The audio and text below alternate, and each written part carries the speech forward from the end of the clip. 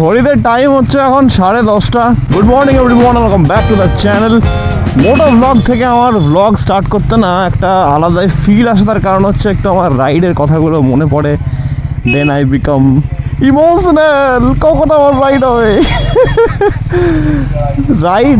Ride করে মাথাটা খারাপ হয়ে যাচ্ছে ভাই। দেখো, once a biker always a biker, and রাইডের থেকে আলাদা মজার কিছু নেই। জানি তোমরা হয়তো বারবার বলে যে ভাই এত রাইডের কথা বলছো, কবে রাইড হবে? না হবে ভাই, হবে, বাট ব্যাপারটা কি, যখন বাইকের এই দুটো হ্যান্ডেলে হাত দেওয়া হয় না, তখন যে ইমোশনগুলো জেগে চলে আসে, ওইগুলোর জন্যে কথাগুলো বারবার বেরোয়। যাই হোক, আমরা আপাতত সকাল সকাল একটা কাজ নিয়ে বেরোচ্ছি, and that's our bike wash. Yes, it's been a long time, অনেক দিন হয়ে গেল বাইক ওয়াশ আমাদের করানো হয়নি। অ্যান্ড এবার কিছু মানে ডাস্ট আর স্টেন্স যেগুলো ট্যাঙ্কের ওপরে পিপিএফের ওপরে পড়েছে, সেগুলো আর সে মাইক্রোফাইবার ক্লথ দিয়ে যাচ্ছে না। তাই জন্য it's time now, it's high time যে I get a bike wash, কারণ অনেক দিন হয়ে গেছে। অ্যান্ড লাস্ট বাইক ওয়াশ হয়েছিল যেদিন আনপ্ল্যান্ড ওয়েতে বাড়ি গেছিলাম জানুয়ারি মাসে।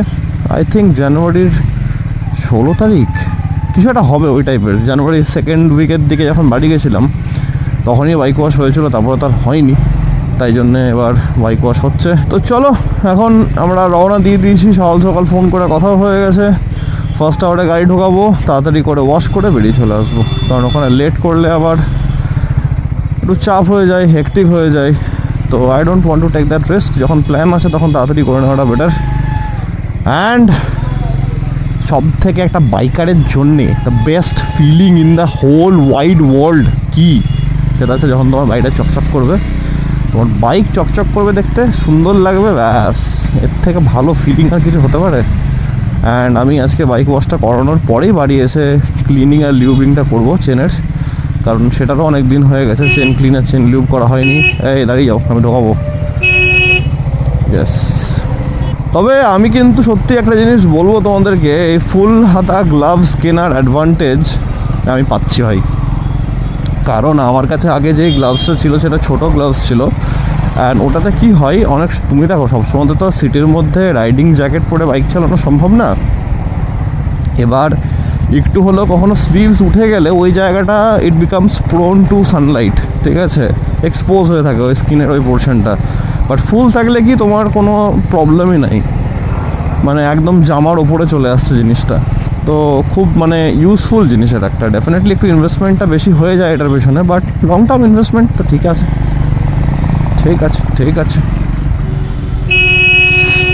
দুদিন আমার ইয়েটা মোছা হয়নি, কি বলে ইয়েটা, হোয়াট ইজ দ্য ইয়ে মিনস মাই ভাইজার, ধুলো হয়ে আছে হালকা, আমি বুঝতে পারছি। মহিন্দ্রা থার,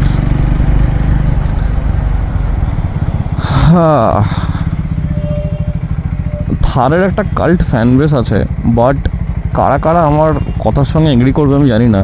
বাট থার কখনো কোনো মানুষের প্রাইমারি ভেহিকেল হতে পারে না। হতে পারে শুধুমাত্র একটাই সিচুয়েশনে, সেটা হচ্ছে কি শখ। তাছাড়া Thar can never be a primary vehicle for any owner. মানে এটা সবসময় একটা শখিয়া একটা সেকেন্ডারি ভেহিকেল থাকে, এটা একটা আছে। বাট ডেফিনেটলি সব গাড়িতেই প্রবলেম থাকে, এখানেও আছে। বাট এর একটা কাল্ট ফ্যানবেস আছে, ডিসপাইট দ্য ইস্যুস যেগুলো এর মধ্যে থাকে। আমরা don't take my words for guarantee, ঠিক আছে, এটা অনলাইনে আমরা বহু জায়গাতে এক্সাম্পল দেখতেও পাবো। সো এটা একটা ব্যাপার থাকে।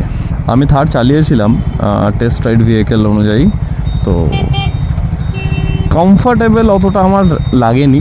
মানে ইটস নট লাইক যে বিশাল কমফর্টেবল। হ্যাঁ, of road machine, it's a really good, মানে হ্যান্ডস অন বাজেট ফ্রেন্ডলির মধ্যে।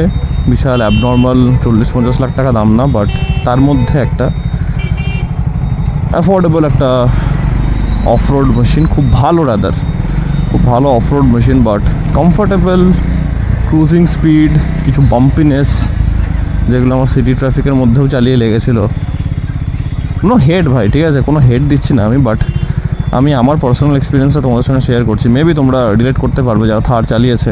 মানে ফ্যান হলেও আই থিঙ্ক এটা একটা খুব বেশি ইম্পর্টেন্ট হয়ে যায়। যে কোনো গাড়ি বা বাইকের তুমি যদি ফ্যান হচ্ছ,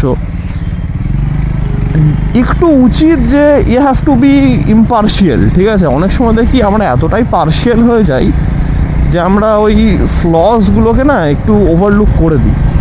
তো সেটা তুমি যদি আজকে রিভিউ দিচ্ছ কাউকে, জেনুইন রিভিউ, তাহলে আই থিঙ্ক তোমাকে একটু বিইং এ ফ্যান তোমাকে সেই ফ্লসগুলোকেও অ্যাকসেপ্ট করতে হবে যে কোনো ভেহিকলের মধ্যে। কারণ আমি একটা কথা বলছি, যতই দামি একটা সুপার বাইক বা সুপার কার হোক, ফ্লস সব কিছুতে আছে, সব কিছুতে আছে।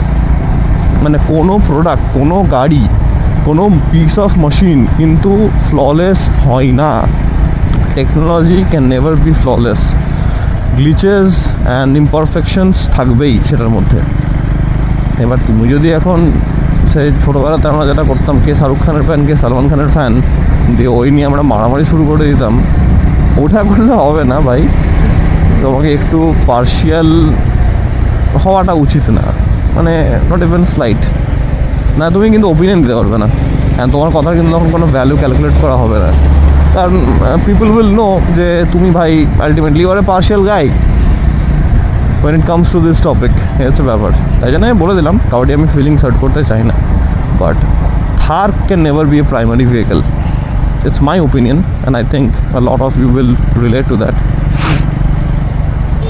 যেমন এই বাইকেও আমি প্ল্যান করে রেখেছি একটা ভিডিও ডেডিকেটেড বানাবো এর মধ্যেই, দেখি কবে তোমরা ভিডিওটা দেখতে পাচ্ছ। প্রবাবলি এই ভ্লগের আগে, এই ভ্লগটা যাওয়ার আগে আমি চেষ্টা করবো বানিয়ে দেওয়ার। তো দেখা যাক, বানিয়ে রাখার রাদার। অনেক দিন থেকে প্ল্যান করছি সেটা বানানোর, সেটা বলার। মানে হয়তো ফ্লসগুলো বিশাল মেজর না হলেও স্টিল যেই ফ্লসগুলো আছে সেগুলোকে একটু মেনশন করা, যে স্ক্র্যাম্বলার 400X এর মধ্যে কী কী ফ্লস আছে, এই হচ্ছে ব্যাপার। বাট আমি বলবো ইন্ডিপেন্ডেন্ট যারা কোম্পানিজ, যারা গাড়ির পার্টস বানায় মানে বাইরে থেকে আফটার মার্কেট, প্লিজ একটা ঠিকঠাক কোনো কোম্পানি হ্যান্ডেল বার রাইজার্স আর একটা ভালো উইন্ডস্ক্রিন বানাও এই বাইকটার জন্য। মানে যদি ভালো হয় seriously I will be the first person to buy it. আমি প্রথম কিনবো, হচ্ছে ব্যাপার। কারণ গাড়ির তোমার ওই এখন ইটস বিশাল কমফর্ট, আর যেটা আমি সবসময় বলি আলট্রা কমফর্ট প্রো ম্যাক্স। তো আমি চাইছি আলট্রা প্রো ম্যাক্স কমফর্টটা অ্যাচিভ করতে। আমি আবার বলবো আমার এই বাইকে কোনো প্রবলেম হয় না, বাট স্টিল তুমি যদি একটা অপশান থাকে, যখন আমাকে মার্কেটে একটা অপশান দেখিয়ে দিয়েছে যে হ্যান্ডেল বা রাইজার্স বলে একটা জিনিস হয়, তো ওয়াই নট ইউজ ইট, তাই না? অ্যান্ড এই বাইকের জন্য একটা পারফেক্ট একটা হ্যান্ডেল বার রাইজার্স পাওয়া যায়, তাহলে তো হয় মানুষ কিনবেই। বাট হ্যাঁ, এবার হ্যান্ডেল বার রাইজার্সের নামে তুমি যদি এখন ভুলভাল জিনিস দাও, যেটা ইউজ করা ইজ লিটারালি মানে কী বলবো লাইফ রিস্ক, তাহলে ডেফিনেটলি না। তাই জন্য বলছি কোনো কোম্পানিদেরকে না একটু উচিত, এনটর্ক আমাকে ওভারটেক করবে এখনই। আরে বাবা, আরে বাবা, এদের উচিত একটু ভালো R&D করে কোনো প্রোডাক্ট বার করা। সব থেকে আমার মনে হয় যে যদি কোম্পানি মানে ট্রায়াম্ফ থেকে কোনো বাইক কিনছি বা ইয়ামাহা থেকে কিছু কিনছি বা বাজাজের কোনো পার্টিকুলার বাইক কিনছি, এই কোম্পানিরা যদি বানানো শুরু করে না এই টাইপের আফটার মার্কেট প্রোডাক্ট, যত দামি হোক, কোম্পানি বানালে কি, কোম্পানি যেহেতু বাইকটাকে ম্যানুফ্যাকচার করছে না, বাইকের বডি চ্যাসি বানাচ্ছে, তো ওদের থেকে বেটার নলেজ আর কাউরির কিছুতে নেই। তো এক মিনিট, এই লোকটাকে হেল্প করবে? এক মিনিট, আন্টি আন্টি, এ বাবা আন্টি দেখতেই পাচ্ছে না, দাঁড়াও আন্টিকে বলতে হবে।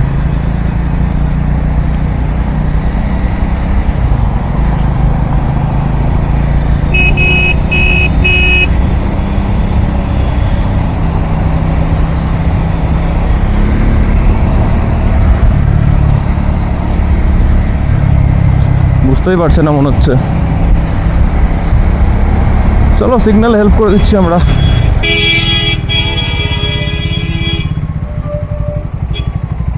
আজে যাক, দেখতে পেয়েছে।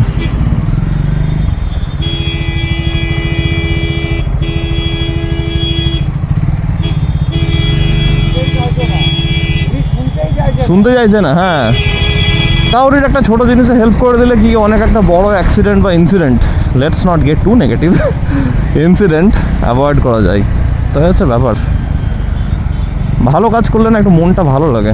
মানে যদি কাউকে হেল্প করা যায়। জয়ী কি বলেছিল, সেলফলেস গুড ডিড না, তো এটা কিন্তু এটা সেলফলেস না, আবার সেলফলেস গুড ডিড আবার ভালো লাগলেও হবে না। ও মাই গড, ও মাই গড। কারা কারা ফ্রেন্ডস দেখেছো বাই দ্য ওয়ে? আমি এই সিরিজটা লিটারালি বহুত ইগনোর করেছিলাম একটা সার্টেন টাইম অবধি, কারণ আমি প্রথম দেখেছিলাম how I met your mother, ঠিক আছে? যারা যারা এই কাল্ট টিভি সিরিজগুলো দেখেছে তারা খুব ভালো করে জানে how I met your mother and ফ্রেন্ডসের ব্যাপারটা। তা আমি প্রথমে how I met your mother দেখেছিলাম স্কুল লাইফে, অ্যান্ড দেন তারপরে আমাকে অনেকজনে বলেছিল, ভাই how I met your mother দেখেছিস, তুই ফ্রেন্ডস দেখ একবার। হ্যাঁ এই কী দেখবো, এত বিচ্ছিরি একটা ছবির কোয়ালিটি, এই তাই I was a bit judgemental. But তারপরে ওকে, এত ক্লোজ ওভারটেক করার কি দরকার আছে ভাই? ট্রায়াম্ফই আছে যদি ওর কাছে, বাট স্টিল চোখ সবসময় তো ব্র্যান্ডিংয়ে যায় নাকি, বাইক হলে তো স্পেসিফিক্যালি। তো এই হচ্ছে ব্যাপার।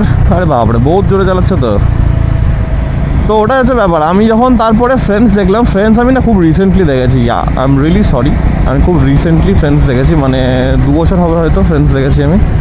And literally how I met your মাদারকে একদম ছাপিয়ে চলে গেছে ইন মাই এক্সপিরিয়েন্স। অ্যান্ড আমার তো ভাই ব্যাপক লেগেছে। মানে যদি আমাকে বলো যে how I met your mother না ফ্রেন্ডস, তো I M A friends guy right now, ব্যাপক। ও মাই গড, ও মাই গড ভাই, তাড়াতাড়ি বার হয় এখান থেকে, কি গন্ধ। টাইমে ঢুকেছি, একদম ড্রাই হয়ে আছে জায়গাটা, মানে বুঝতে পারছো তো, আমার গাড়িটা প্রথম।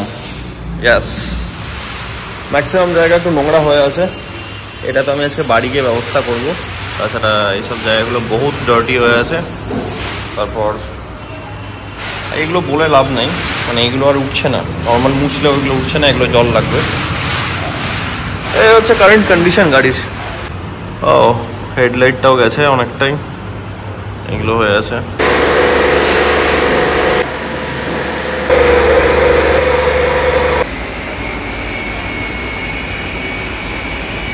বাইক ইজ লুকিং বিউটিফুল, দুর্দান্ত লাগছে। বাড়ি গিয়ে একটু চেন ক্লিনার, চেন লিউকটা করে রাখতে হবে, কারণ চেনটা আমার বহুত ড্রাই হয়ে আছে, টাইম লাগে। আরে ভাই আবার কেন কেন, why why why why why Y?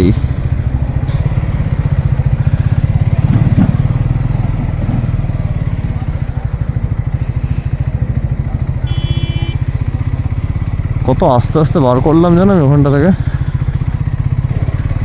বাজে একটা অবস্থা হয়ে থাকে রাস্তাটার। চলো লেটস গো হোম। ফ্রেশন আপ হলাম, বাড়ি ঢুকলাম, এবার একদম সলিড একটা সালাড বানাবো, ঠিক আছে? Loaded with vitamins, loaded with টক, একদম টক ঝাল একটা মারাত্মক একটা স্যালাড বানাবো, রান্না করবো, খাবো। বহুত খিদে হয়ে গেছে আমার। চিকেনটা বসলো, এবার টাইম হচ্ছে স্যালাড কাটার। এই স্যালাডটা বানানো হলো, এখন লাঞ্চ চলছে ওদিকে, ততক্ষণ আমি একটু স্যালাড এনজয় করি।